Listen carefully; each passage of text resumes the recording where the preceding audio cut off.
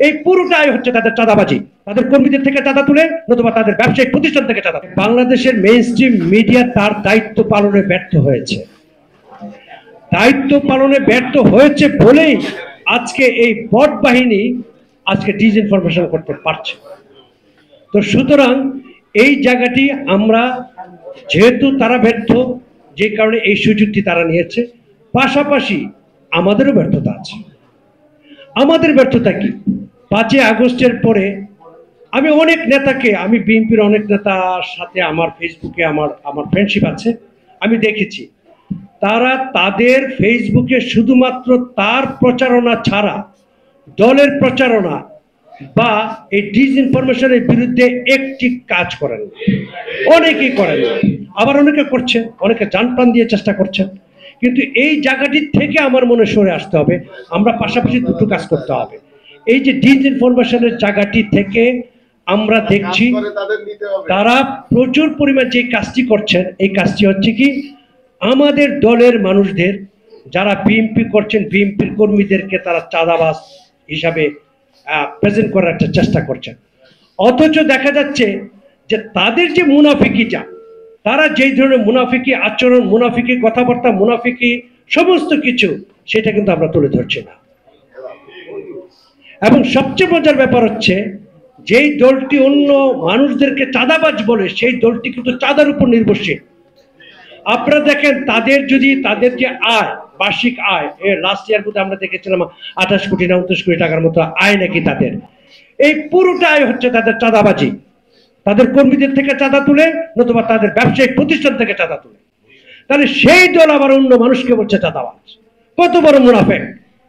তো সুতরাং এই জায়গাগুলো কিন্তু আমাদেরকে চিন্তা করতে হবে। এখন যুদ্ধটা, আমাদের নেতা তারেক রহমান কিন্তু সবসময় বলেন যুদ্ধ শেষ হয়নি। উনি কিন্তু 5 তারিখ থেকে একটি কথা বলে যাচ্ছেন, যুদ্ধ শেষ হয়নি। উনি কয়েকটি কথা বলেছেন, আমরা বোধহয় হয়তো ওনার কথাটা ডিকোড করতে পারছি না, মানে বুঝতে পারি না অনেক সময়। উনি 5 তারিখ বলেছিলেন যুদ্ধ শেষ হয়নি, আমরা বুঝতে পারি না। আমরা তো মনে করছি যুদ্ধ শেষ, যে ঘুমাই, এবং আমরা অনেকে ঘুমিয়েছিলাম 1 বছর। এবং যেই কারণে পুরো সোশ্যাল মিডিয়া থেকে আরম্ভ করে সবকিছু তারা দখল করেছে। তারপরে উনি বলছেন আগামী নির্বাচন অনেক কঠিন হবে। এখন কি বুঝতে পারছি কঠিন হবে কিনা? উনি বলেছেন আমরা মিডিয়া ট্রায়ালে পড়ে যাচ্ছি, এখন মিডিয়া ট্রায়ালে পড়ছি না। তো সব ওনার কথাগুলো কি তাহলে আমরা প্রথম থেকে বুঝতে পারি নাই? তার মানে হচ্ছে আমাদের ব্যর্থতা। আমরা যারা মাঠে ময়দানে কাজ করি, বিভিন্ন জায়গায় কাজ করি, বিভিন্ন অবস্থানে কাজ করি, সেই জায়গাতে আমাদের সমস্যা। এখন আমাদের প্রশ্ন হচ্ছে, আচ্ছা ঠিক আছে, এতক্ষণ তো আমাদের আলোচনা করলাম, সমালোচনা করলাম, আত্মসমালোচনা করাই যায়, এখানে সবাই আমরাই। কিন্তু এখন আমাদের করণীয় কি? এই জায়গাটাতে আমি আসি। প্রথম হচ্ছে এই ডিসইনফরমেশনের এগেইনস্টে প্রথম কাজটি হচ্ছে এটাকে আমরা বলি লিসেনিং, অর্থাৎ প্রথমে ধরে ফেলা কে কাজটা করছে। এইটা সবসময় আমাদেরকে সজাগ থাকতে হবে।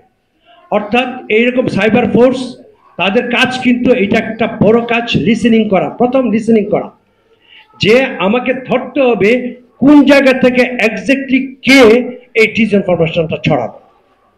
এবং এটা ডিউরেশনও আমি বলে দিই আপনাকে, ডিউরেশন হচ্ছে 2 থেকে 3 ঘন্টার ভিতরে আপনাকে ধরে ফেলতে হবে, নাহলে কিন্তু সর্বনাশ, এটা ভাইরাল করে দিবে ওরা।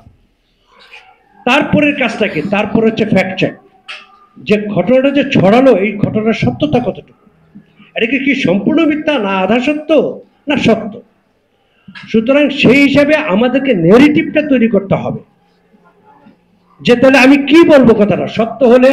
যেমন আমাদের একজন কোনো নেতার অঞ্চলের ঘটনা, আমরা ওই নেতাকে যে বক্তব্য দিতে পারি, হ্যাঁ ঘটনাটা ঘটেছে, অত্যন্ত মানে খারাপ ঘটনা, আমিও নিজেও এটা তীব্র নিন্দা জানাই এবং এটার ব্যবস্থা গ্রহণ করবো।